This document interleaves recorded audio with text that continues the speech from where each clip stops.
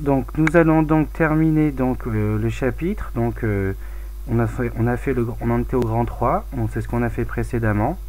Ensuite, on va passer donc à la dernière propriété. On est toujours dans, je vous rappelle, grand 3, parallélisme et alignement. Et là, on va parler de la propriété 10 du milieu. Donc quand vous avez un milieu, les points sont alignés, donc il y a un alignement. Alors, propriété, milieu d'un segment. On donne vous copiez bien sûr, vous avez un repère ABC, un repère OIJ, et vous avez des points A, B, I. Donc I est le milieu de AB, si et seulement si. Donc vous avez que le vecteur AB, vous voyez, c'est 2 fois le vecteur AI. Donc vous avez AI, si vous le prenez 2 fois ce vecteur, vous obtenez forcément le vecteur AB. Donc ça c'est le fait que donc on a des vecteurs collinaires, vous voyez, et des points alignés. Et les coordonnées du point I, qui est le milieu de AB, finalement c'est la moyenne des coordonnées de A et B. Donc moyenne des abscisses, moyenne des ordonnées. Donc on fait XA plus XB divisé par 2. On fait YA plus YB divisé par 2 pour avoir le milieu. Vous voyez ici, I est au milieu de AB. Son abscisse là, finalement, c'est le milieu de XA, XB. Et pour le point, pour les ordonnées, on voit bien YI, c'est le milieu de YA, YB. D'accord? Donc on fait la moyenne des deux abscisses pour avoir l'abscisse de I. Là on fait la moyenne des ordonnées de A et B pour avoir l'ordonnée de B. Donc vous copiez, faites bien le schéma pour bien comprendre. Et on va passer donc à l'exemple. Vous copiez l'exemple, d'abord un et on fera l'un après l'autre. Donc là vous avez des coordonnées A, B, C de 4 points. on va calculer le milieu de I et le milieu de J.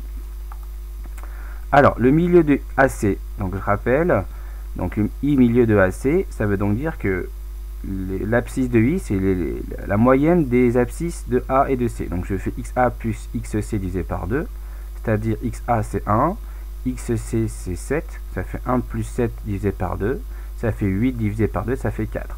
Pareil pour YI, je fais la moyenne de YA plus YC, YA c'est moins 1, YC c'est encore 7. Donc ça fait moins 1 plus 7 divisé par 2, ça fait donc 6 divisé par 2, ça fait 3.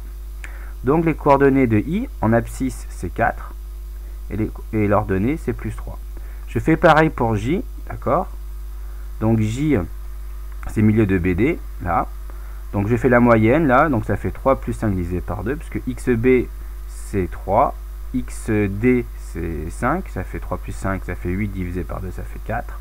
YJ c'est YB plus YD, YB c'est 5, YD c'est 1, ça fait 5 plus 1 divisé par 2, ça fait 6 divisé par 2, ça fait 3. Au final, donc J c'est aussi le coordonnées 4, 3.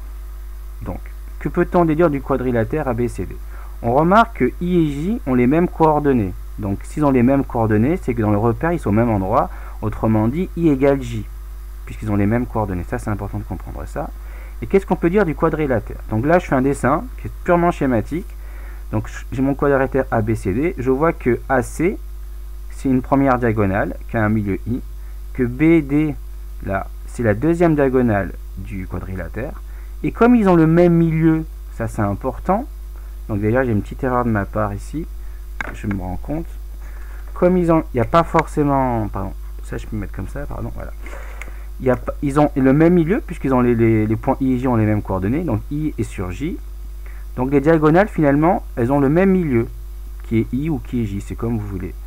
Attention, les longueurs ne sont pas forcément les mêmes, mais en tout cas, on peut dire que les diagonales se coupent en leur milieu. Donc vous avez un parallélogramme, puisque vous avez que les diagonales se coupent en leur milieu. Donc au vu de ce que j'ai, je peux affirmer que donc ABCD est un parallélogramme. C'est peut-être un losange, peut-être un carré, je ne sais pas. Mais vu les informations qu'on me donne, je peux seulement en déduire que le quadrilatère ABCD est un parallélogramme, puisque les diagonales, si vous voulez, elles ont le même milieu. Attention, les longueurs AI et BI ne sont pas forcément les mêmes, mais en tout cas BI c'est la même longueur que ID. Par exemple, ça vaut 4. Et AI et IC c'est la même longueur, une autre longueur c'est peut-être 3, d'accord? C'est pas forcément la même longueur, mais en tout cas I est à la fois le milieu de AC et I est aussi le milieu de BD, puisque I égale J. Donc voici, donc la partie leçon est terminée, donc on a fini entièrement le chapitre. donc qui est tes repères et vecteurs.